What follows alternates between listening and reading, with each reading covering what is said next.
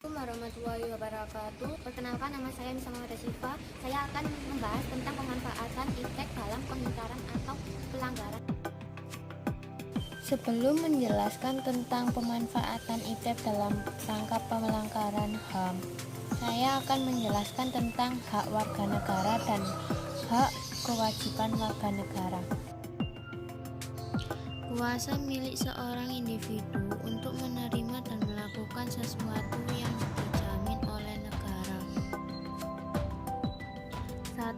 Proses penegakan hukum belum optimal dilakukan. 2. Tingkat kemiskinan dan pengangguran tinggi. 3. Masih terjadinya tindakan kekerasan.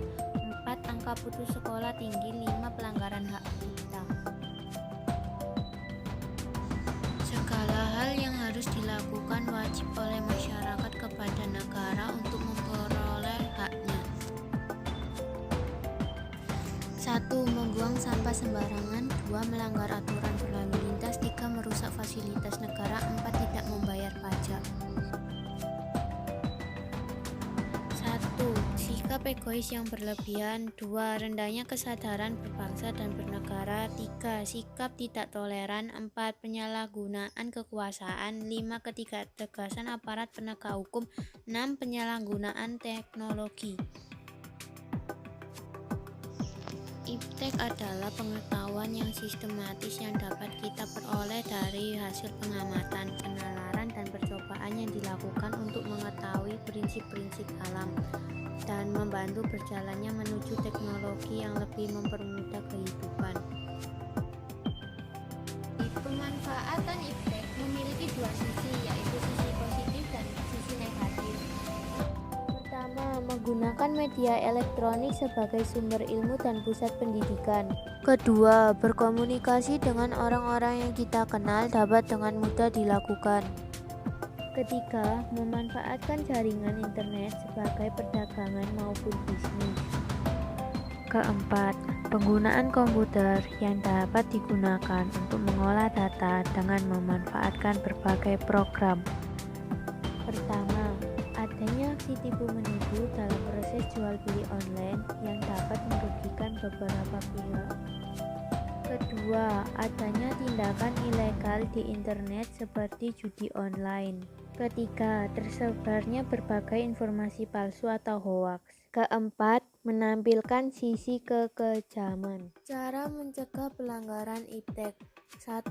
Jangan gunakan software bajakan. 2. Pasang perangkat lunak keamanan yang up-to-date. 3. Menggunakan data encryption. 4. Jangan langsung percaya dengan email, telepon, website, dan segala iklan di internet. 5. Selalu periksa data bank dan kartu kredit secara teratur.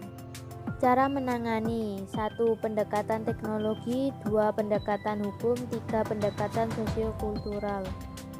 Pendekatan teknologi adalah upaya melindungi pelajar dari konten dan akses situs negatif, yaitu Trust Positif, DNS Nawalat, dan Sistem Misteri Nusantara yang menyediakan rekomendasi situs-situs oposi. Pendekatan hukum, di mana untuk informasi dan transaksi elektronik pasal 27 sampai 29 menjelaskan mengenai perbuatan yang dilarang untuk disebarluaskan karena berisi informasi kesusilaan, perjudian, penghinaan, berita bohong, sara, ancaman kekerasan, serta UU tentang pornografi dan hak.